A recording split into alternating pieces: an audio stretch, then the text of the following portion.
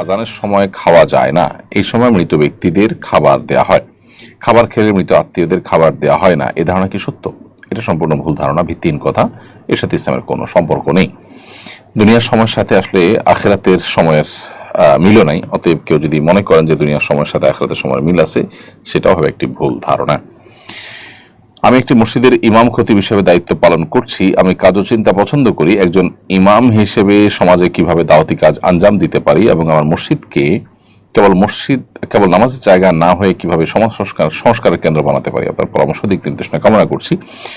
আলহামদুলিল্লাহ, আমরা ইতিমধ্যে মসজিদের ইমাম খতিবদের জন্য একটা প্ল্যান তৈরি করেছি, যেটা খুব শীঘ্রই আমরা ঘোষণা করব।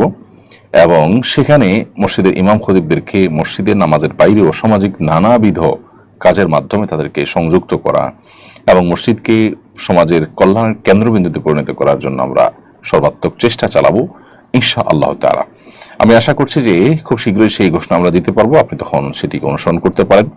আমরা আপাতত আপনাকে যে পরামর্শটা দিতে পারি সেটি হলো যে মসজিদে নানাবিধ কল্যাণমূলক কাজ, সামাজিক কাজের উদ্যোগ নেওয়া যেতে পারে। যেমন মসজিদের আশপাশটাকে পরিচ্ছন্ন করা, পরিবেশটাকে সুরক্ষিত রাখা।